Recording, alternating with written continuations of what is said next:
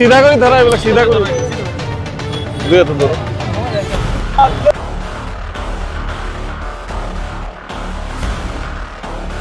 तमाम लोग चलने जय होम जय होम जय होम जय সন্ত্রাসবাদ নিপাত সন্ত্রাসবাদ নিপাত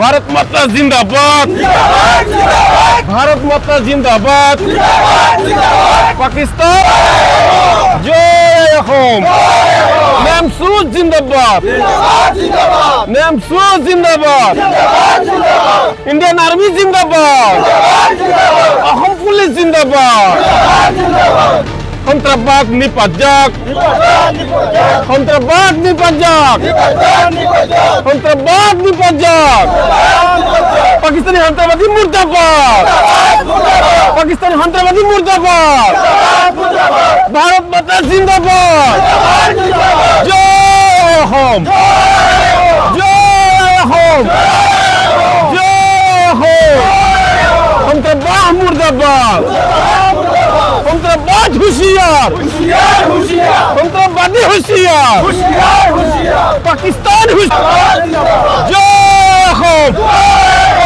জয় হোম জয় হোম সন্ত্রাসবাদ নিপাত সন্ত্রাসবাদ নিপাত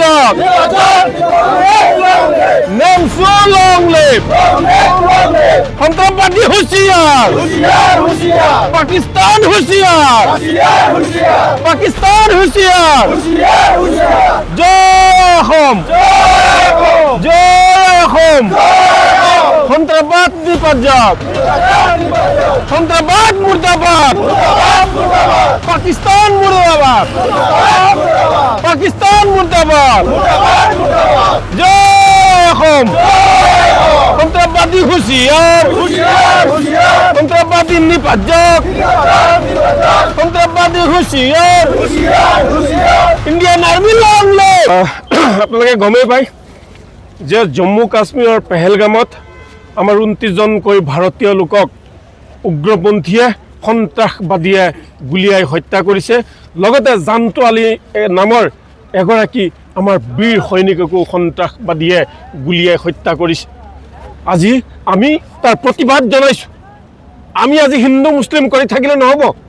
আজি আমি এক ভাৰতীয় ঐক্যবদ্ধ ভাৰতীয় হিচাপে আমি আজি থিয় দিছোঁ। ভাৰত চৰকাৰৰ লগত থিয় দিছোঁ, ভাৰতীয় সেনা বাহিনীৰ লগত থিয় দিছোঁ। কাৰণ এই যুঁজ সন্ত্ৰাসবাদৰ বিৰুদ্ধে যুঁজ, এই যুঁজ আমাৰ শত্ৰুৰ বিৰুদ্ধে যুঁজ।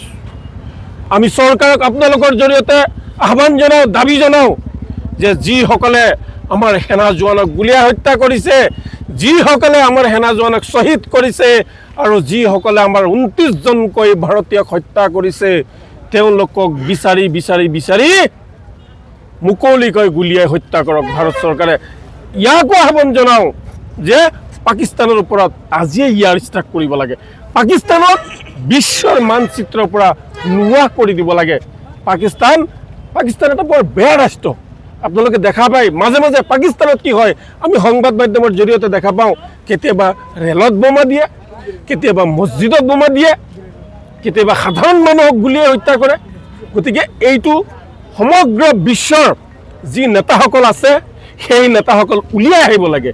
উলিয়াই আহি এই পাকিস্তানৰ যি সন্ত্ৰাসবাদ আছে, ভাল মানুহ নহয়, সন্ত্ৰাসবাদ দমন কৰাৰ কাৰণে বিশ্বৰ নেতা উলিয়াই আহি পাকিস্তানক বিশ্বৰ মানচিত্ৰৰ পৰা শেষ কৰি দিব লাগে। আৰু যাতে দুনাই ভাৰতৰ লগতে হওক, অন্য ৰাষ্ট্ৰৰ লগতে হওক, যাতে মানুহক হত্যা কৰিব নোৱাৰে, মানৱতাবোধক হত্যা কৰিব নোৱাৰে। আমি পুনৰ কৈছোঁ, আমি ভাৰতীয় সেনাৰ লগত আছোঁ, ভাৰত চৰকাৰৰ লগত আছোঁ। যদি দৰকাৰ হয় ভাৰতবৰ্ষৰ প্ৰতিজন জনগণৰ লগতে প্ৰতিজন ভাৰতৰ মুছলমান দেহৰ হকে আমি শ্বহীদ হ'বলৈ সাজু। যেনেকৈ আমি যেতিয়া ভাৰতবৰ্ষৰ পৰা ইংৰাজক খেদিছিলোঁ, আমি ঠিক আমাৰ মৌলানা, মুফতি, কাৰী, হাফিজ বহু মুছলমান, লাখ লাখ মুছলমান শ্বহীদ হৈছিল। এতিয়া পাকিস্তানৰ বিৰুদ্ধে আমি নেমচুৰ প্ৰতিজন কৰ্মী আমি শ্বহীদ হ'বলৈ সাজু। कारण भारत आमी जन्म হৈছো এই আমার জন্মভূমি আমার জন্মভূমিক কোনোবাই আঘাত কৰিব আমাৰ জন্মভূমিৰ আমাৰ মানুহক কোনোবাই গুলিয়াই গুলিয়াই মাৰিব, আমি চাই থাকিব নোৱাৰোঁ, আমি ৰৈ থাকিব নোৱাৰোঁ, আমি গুচি যাম। চৰকাৰে আমাৰ হাতত বন্দুক দিয়ক, ভাৰত চৰকাৰে আমাৰ হাতত অস্ত্ৰ দিয়ক, আমি পাকিস্তানৰ বিৰুদ্ধে যুদ্ধ কৰিম। আমি ভাৰত চৰকাৰৰ লগত আছোঁ, আমি ভাৰতীয় সেনাৰ লগত আছোঁ, মৰি যাম তথাপি আমাৰ দেশৰ ক্ষতি হ'বলৈ নিদিম। ভাৰত চৰকাৰ আৰু বিভিন্ন ৰাষ্ট্ৰই ভাৰত মানে পাকিস্তানৰ সকলো সা সুবিধা, সকলো ৰাজ সাহায্য, বিভিন্ন সাহায্য বন্ধ কৰি দিব লাগে। পাকিস্তানক অৰ্থনৈতিকভাৱে দুৰ্বল কৰিব লাগিব। আমি বহু সময়ত দেখা পাওঁ আমাৰ ভাৰতৰ পৰা বিলাহী যায়, বহু সময়ত দেখা পাওঁ আমাৰ পানী যায়, পানী বন্ধ কৰিছে, চৰকাৰক ধন্যবাদ জনাইছোঁ। গতিকে পাকিস্তানক সকলো ফালে আমি দুৰ্বল কৰিব লাগিব আৰু এতিয়া আমি ঐক্যবদ্ধ ভাৰতীয় হিচাপে হিন্দু মুছলমান সকলোৱে এক লৈ আমি এক হৈ আমি পাকিস্তানৰ বিৰুদ্ধে আমি যুদ্ধ কৰিব লাগিব।